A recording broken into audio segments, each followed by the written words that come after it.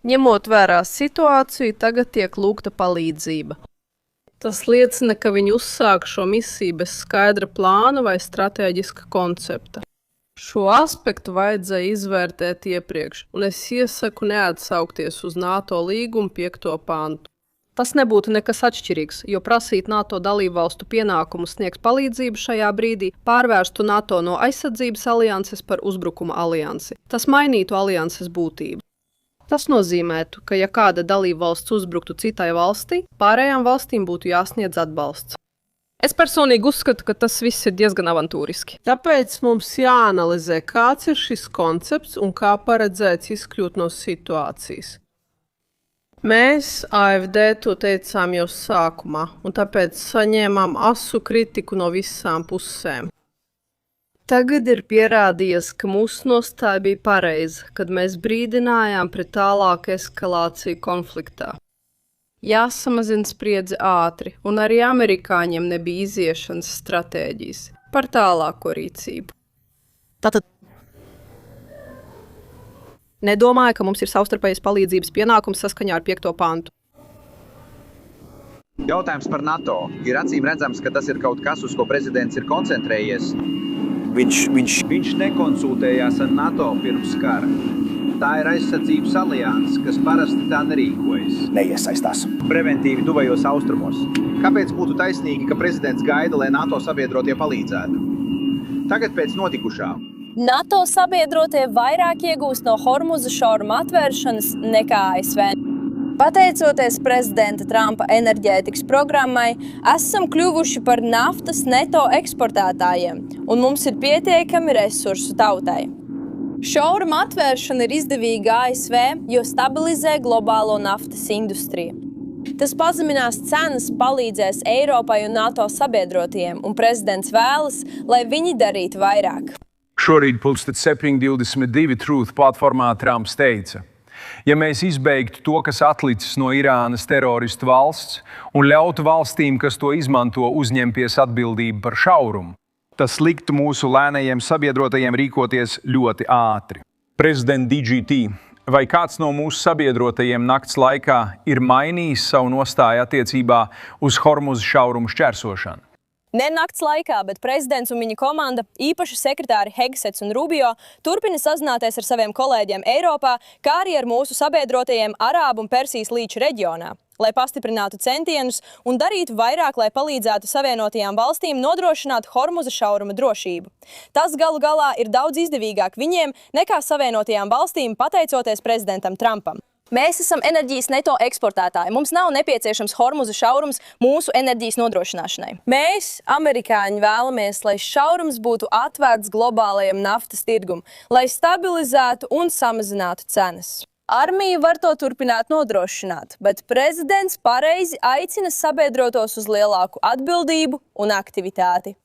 Viens no prezidenta Trumpa principiem ir taisnīgums. Viņš jau sen kritizē NATO kā netaisnīgu Amerikas tautai, nodokļu maksātājiem un bruņotajiem spēkiem.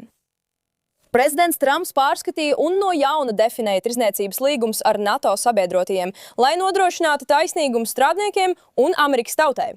Ņemot vērā to, ka Amerikas Savienotajām valstīm ir tūkstošiem karavīru NATO sabiedroto valstīs, mēs maksājam miljardus šīm valstīm, un mūsu karaspēks viņu teritorijā kalpo kā atturēšanas līdzeklis. Prezidents vēlas, lai pret ASV nodokļu maksātājiem un armiju izturētos godīgi. Viņš uzskata, ka NATO dažkārt pieviļ un ir pamatoti prasīt no viņiem vairāk, jo šauruma atvēršana izdevīgāka viņiem nekā ASV. Mums ir ekonomikas korespondents Pols Kausos. Šauruma atvēršana svarīga rūpniecībai, bet prioritāte ir nozares darbinieku drošība. Pilnīgi noteikti šis ir diplomātisks ceļš, tā teikt, kas notiek paralēli, specializēts un pilnībā koncentrēts uz ietekmi uz jūras satiksmi. Starptautiskā jūrniecības organizācija nosaka noteikumus un regulējumus līdzīgi kā citas ANO struktūras. Šajā telpā ir desmitiem valstu, un šorīt tās būtībā ir izteikuši paziņojumus, veidojot garu rindu, lai nosodītu vai nu tieši Irānas uzbrukumus. Pret tirdzniecības kuģiem un jūrniekiem ap 20 000 pašlaik aizturēti līcī. Un arī aicinot pielikt pūles, lai mēģinātu viņus atbrīvot un atjaunot šo kuģu brīvu pārvietošanos. Interesanti, ka šeit ir valstis, kas neatbalsta ASV un Izraēlas karu pret Irānu, bet nosoda Irānu par tās atbildes triecienu. Tas nostādīja jūras transportu un globālo ekonomiku visa centrā. Tādas valstis kā Beļģija, Vācija un apvienotā karaliste šodien izteicās. Mazākas valstis ar jūras nozari, piemēram, Filipīnas, ar vairāk nekā 400 000 jūrnieku, no kuriem daudzi strādā Persijas līcī, arī šorīt izteica savu viedokli. Bahamu salas, kurām ir reģistrēti daudzi kuģi, vienam no tiem pagājušajā nedēļā uzbruka Irānas raķešu laiva, arī izrāda lielas bažas. Pirms sanāksmes dienas sākumā Irānas vēstnieks Londonā un Krievijas delegācija centās iepriekš novērst tikšanos. Viņi norādīja uz procesuālām kļūdām. Tā bija obstrukcija, kas tika noraidīta, un sanāksme turpinājās.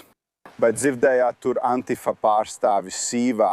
Runājam par šo priekšlikumu izveidot drošu koridoru šo kuģu evakuācijai. Viņi iespējams netiks tālāk par vienošanos par ietvaru jautājumu apspriešanai. Tas ir skaidrs. ANO un diplomātija virzās lēni. Tas izklausās nedaudz atšķirīgi no Trumpa jūras eskorta priekšlikuma, kur viņš vēlējās Eiropas sabiedroto iesaisti, un līdz šim viņi ir atteikušies. Diplomātiskie mehānismi virzās lēni, bet ņemot vērā pastāvošos riskus jūras transportam un jūrniekiem Hormuza šaurumā, šobrīd, lai gan process ir labi iecerēts, kamēr turpināsies raķešu palaišana un Irāna turpina uzbrukt kuģiem un enerģētikas infrastruktūrai, maz ticams, ka kaut kas mainīsies. E que a economia seja liberada até que os mísseis parem de voar.